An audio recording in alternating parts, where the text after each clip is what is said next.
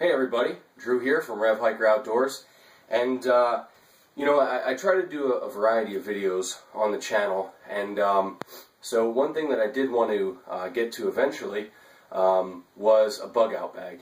You see a lot of these things on YouTube, so I figured I would show you guys kind of my idea of what a bug out bag or a 72-hour bag are. So you may know that I do a lot of ultralight stuff. I kind of do minimalist things, and when I get to my bug out bag, it is a little bit similar.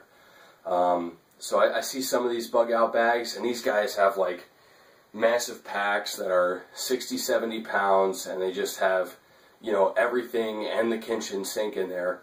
And to me, that's just unrealistic.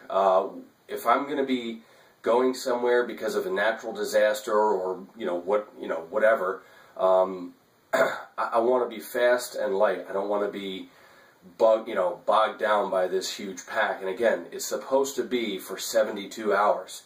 So you should bring enough supplies to last you for 72 hours, and then also bring some stuff that will help you go past that point. Now, if you're out for more than 72 hours, that means you're going to have some time to start making some things or start organizing your stuff better. So with that, you know, I bring some tools that are going to help me affect survival past the 72 hours, but I'm realizing that I'm not bringing everything that I would need to live in the wilderness for the next 30 years. I'm bringing enough for 72 hours, and then I'm also bringing some stuff to help me go past that. And I think one of the most important things to talk about with this is your skill set, because the most important thing you're going to have in a survival, bug out, whatever situation is going to be your mind. If you don't know your stuff, you're in trouble anyway. You could have the best kit in the world and have 300 pounds of gear, and if you don't really know what you're doing or you can't mentally handle things, you're done for. So with that, I bring less than some other people because that's kind of my skill set. I know what I can do. I know my limitations, and so I pack accordingly. So anyway, I'm going to go through my bug out bag and some of the stuff that I would grab in a situation where I had to leave home for an extended period of time, 3 days or more. Now, one thing I will say before I start, if you watch my other videos, you are going to see some items that I have showed for other videos. It's because when I go out hiking or bushcrafting, a lot of my items are crossover. So I take them out of the bug out bag, bring them with me. When I'm done, I come back and put them back in the bag. So, a lot of my stuff is interchangeable. I don't have like tons of money to have multiples of everything that I use. So some of my stuff is crossover. Oh well. So anyway, I just wanted to say that so no one thought that I was, I don't know, whatever. So anyway, you will see some doubled up stuff. Anyway, here we go. Here's my bug out bag. Relatively small.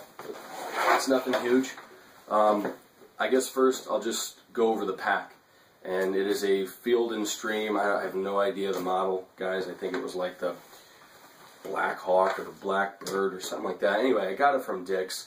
I got it on sale several years ago. I used this pack for hunting when I'd go on hunting trips, like deer hunting and stuff like that. I don't really use it too much anymore, so I decided to make it my bug out bag. I think it's good because it's got a couple straps on the outside. I can latch things to the side, to both sides, to the front, to the bottom with these straps. So it has some options if I wanted to add extra things or I needed to carry more. But it's got a lot of internal pockets, which I don't really care for. I don't need my stuff, everything in its own little pocket. I think it just adds to the weight. But one thing I do like about the bag is the straps are very comfortable. It's got good back support. Okay, Blackfoot. That's the model. Blackbird, whatever. I was close enough. So anyway, it's got comfortable hip belts, comfortable shoulder pads. That's all stuff that works for me. The pack for my style of hiking is pretty heavy. So I don't use this for hiking or really anything like that, because I prefer as light as I can get it. But for a bug out bag, this is heavier than I would normally hike with, actually quite a bit heavier. But again, it's got extra stuff in there for extended periods. So anyway, the other thing is I tried to put this together relatively cheap. So I used a pack that I had around that I bought years ago.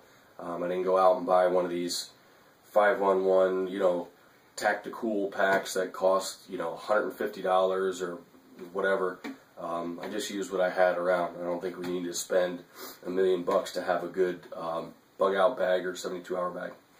So enough about the pack. Let's just get into the contents. So in the outside pouch, got a couple familiar things. This is just an SOL. You know, they call it the heat sheets. This thing's awesome, just a reflective blanket, but these don't shred and tear as easily as the other ones. I also carry just a regular Mylar one, just as a backup, because it weighs nothing, so might as well bring it. Also in here, I think I have a flashlight. This is a snap-on light from when I used to be a mechanic, so this thing is super bright. I think it's a couple hundred lumens, pretty much 10 times more than you would ever need. You know, when I hike at night, I set my headlamp on the lowest setting, which is like 20 lumens, and I can hike in the pitch black with that through the trails and everything else. So these things are way overkill, but you know, it might come in handy at some point, so it's in there. And it's LED, so the batteries last quite a while. That's it for that. Let me go into here, and got my first aid kit and toilet paper, stuff like that. Bring toilet paper, guys. I've gone into the woods one too many times and come out sleeveless, if you know what I'm saying. So bring some first aid, bring some TP. I'm not going to get too deep into the first aid. I think common sense kind of dictates what's going to be in a first aid kit. I'm not preparing to lose a limb out there. If my arm gets chopped off, I'm pretty sure I'm going to die. So, oh well. I'm ready to go. I'm set with God, so don't worry about fixing my arm. Anyway, got so this is one of those peel and stick body warmers. You know, this could come in handy because I try to make this for most weather conditions. Obviously, if it's winter in my area, I'm gonna grab some extra stuff. But this is kind of like a 3-season. But anyway, these come in handy. I think that's it in this pocket. So I'll go to the outside. Got the life straw.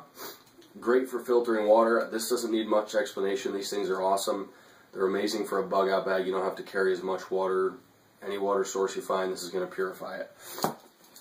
I also carry as a backup, because I will have people with me, an Aquamira Frontier straw. These things are harder to use, but again, super light and compact, and they work. They're just, you know, it's harder to pull the water through. But anyway, keep 2 of those just in case. Water bottle. On the other side, I've got another, this is a SIG water bottle, so this is a metal one. You know, it is coated and it's not wide mouth, so I don't know how eager I would be to boil water in this, but in a real emergency, you could do it. Then I got something kind of goofy here. Some of you might laugh because it's Bear Grylls and, you know, whatever, it's Bear Grylls, but I got this Bear Grylls Parang as a gift for my birthday, and I actually kind of like it. The thing is high carbon steel, so automatically it scores marks. Now, it's not the greatest high carbon steel. I believe it's 1055, so it's kind of lower carbon, but it's still not stainless. And they don't harden it to, you know, I think it's like 55 on the Rockwell scale, so not very hard. But it does great. I chopped down a dead pine tree that was probably 10 inches in diameter with it, just for fun one day. And you can see what I've done to it. It is oiled when it's in there, but I stripped all the coating off, and I did a forced patina on there. I don't know if you guys can see how that works. But I just did, this is a forced mustard patina. But anyway, for making shelters or doing a number of things, this could be very useful to expedite things, to get things done really fast. Can I do it with just my Mora or my Leatherman? Yeah, absolutely. This is going to make things a lot faster, a lot more convenient, and there's a lot of situations where this could be useful, and I'm not going to worry about killing it. So anyway, I bring this you know, just for emergencies. I'm usually not one of the guys that advocates for like a 9-foot blade, but in place of a hatchet and a saw, I bring this to save on weight. So Bear Grylls praying, I might do a video on that at another point. So then we'll go to the see if you don't hear yet. Yeah, we did the outside, so let's do the inside pocket. And excuse me for sniffling, guys. I've been fighting a cold for several days now, so I apologize if I'm sniffling or if I sound all nasally and everything.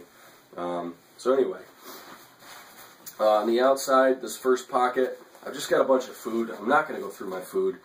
Everyone's got their own preference on food. I've got some freeze-dried stuff. I've got some candies, because you do need sugars and comfort things like that. Oatmeal packets, stuff like that. So anyway, this is food for a few days. I'm not going to get deep into that. Everyone kind of knows. Next thing I bring is several, you know, large hanks of paracord. And this isn't paracord. This is just another nylon braided cord. But I got this stuff from REI. It's just like a camp cord, I think they call it. Really good. It's pretty grippy. Like if you're doing jam knots and stuff like that, it holds better than a paracord. The sheath on the paracord tends to be a little more slippery, and this grips a little more. So anyway, I like this stuff. It's not as strong as paracord, but still great. You know, I carry probably all together, I've got you know, I've got over 100 feet here between the three of them. So anyway, useful stuff. I'm not going to go into the million uses that you have for cordage, but it should definitely be in your bag, no doubt about that. Keep a wool hat, just stay warm. I mean, it's pretty obvious. I'll get to this stuff in a minute, because that's a separate part of my bug out bag. But I carry a Sierra cup, very useful, stainless steel. You can cook on it, do a lot of different things. This is a fuel canister, MSR Isopro, and I'll get to that. Well, I'll do that right now. This is the cook kit I bring. Now, this is a lot bigger and a lot more involved than the one I carry backpacking. Because, well, there's several reasons, but I have a family, so I need more than just for one person, and I have other bags for stuff that they would need. But anyway, this is 2 different pots, 2 different sizes, and then a pan on the bottom. And you can see it all nest together. Then in here there's another pot. And inside the pot I keep a headlamp, just a cheesy one. Keep some matches and a lighter and my MSR pocket rocket. Best stove on the market as far as I'm concerned. Weighs 3 ounces. It's indestructible. There's hardly any moving parts to fail. It runs on these, and these things last quite a long time when they're full. So anyway, I'm not going to get into this, but go out and get yourself a pocket rocket. It's like under 40 bucks. These things rock. I've had this one for nearly a decade, and I've abused the snot out of it, and it's been great. So anyway, that is the cook kit. And now these are aluminum pots. I'm not crazy about aluminum. Definitely, you know, for extended periods it can be harmful to your health, so I prefer stainless steel, but for right now this is what I've got. Here's a fuel canister for that. The stove actually just threads on right here, and it's got 3 little arms that pop out and hold your pot of water or whatever. I think it's very useful in this kind of situation, because you might not want people to know exactly where you're at, so this is going to be very low profile. It's not going to have the smoke and the huge brightness of a flame of a regular fire, so for concealment purposes, I like it. Next thing is a little bit of shelter. This is just a cheapy nylon backpacker's tarp from Walmart. Got for 10 bucks. I've talked about this in other videos. 10 bucks, it's 5x7, works nice. not too much more to say about that. You can pitch it a million different ways. Another thing of hand warmers, and I think that's that. Now in the sleeve that they have set up for the hydration pack, I've got one of these. And this is kind of like a, this is heavy duty, orange for signaling, if you want that, and then, but it's also the reflective on the inside. This can also be pitched as a shelter. It does have grommets in the corners. It is just big enough for that. But you know, a good emergency shelter or a blanket. It's got some thickness, so it does have some insulative qualities. So anyway, this is, I think I picked this up for like 20 bucks, or no, maybe like 15 bucks at my local store. I think I got it at Bass Pro.